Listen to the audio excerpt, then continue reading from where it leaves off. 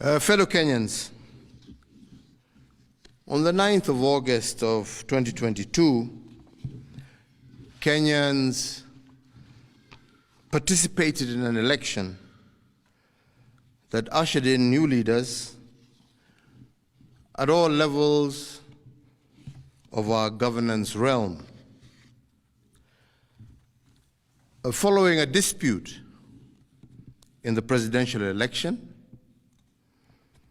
a petition was filed in our Supreme Court for determination of validity of the results, and the Supreme Court has today pronounced itself on this matter.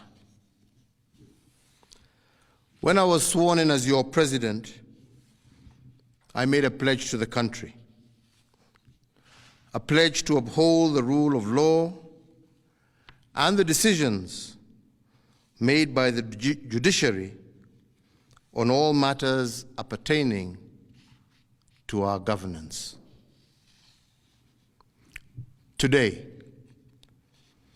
the Supreme Court made a ruling on the presidential dispute, upholding the results announced by the Independent Electoral and Boundaries Commission on the 15th of August, 2022.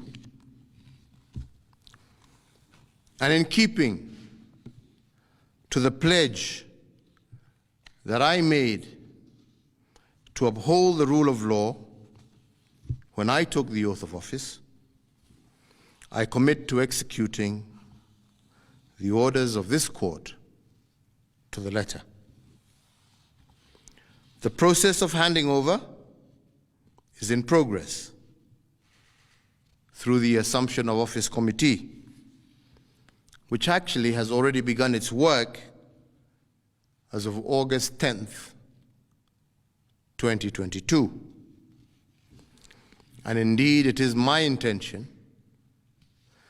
to oversee a smooth transition to the next administration, and all the necessary orders to facilitate this process have already been issued. And because democracy is a work in progress, I urge the country to respect the institutions that midwife our new leaders.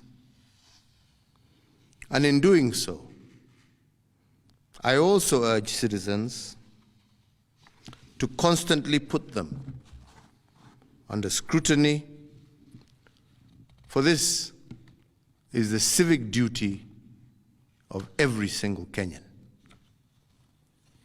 In particular, this civic duty requires every citizen to constantly put the truth presented by our constitutional institutions to test. And they must test them for coherence, but also for correspondence.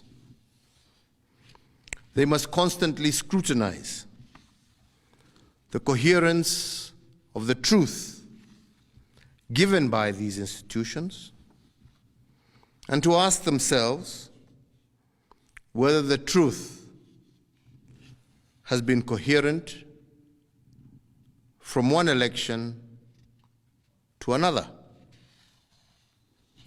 Has there been a consistent pattern that is acceptable to our democratic ethos? We must ask ourselves, is it about numbers, or is it about process? Which of these two is it? And can our institutions rule one way in one election and another way in another election without scrutiny? I do invite you, Kenyans, keep vigil, and indeed to hold all institutions to account.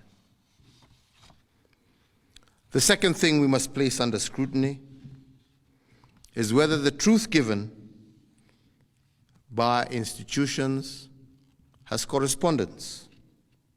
That is, do the truths given by our institutions correspond with what is observable by the citizen? True beliefs and true judgments must correspond to the actual state of affairs. But do our constitutional institutions meet this threshold? While we must appreciate these institutions, we must also hold them to account at every juncture. And their truth has to be consistent and coherent. This is the only way we will build our democracy. I want to take this opportunity to thank every single Kenyan for holding a peaceful election. And for this, I want to thank God, and I want to thank our political parties, but I also want to thank every single individual Kenyan for bringing us thus far. I want to wish well all who have won as they guide our country into the future. And I thank you all for the opportunity to serve, and I say, may God bless you all, and may God bless this great Republic of Kenya. Asante.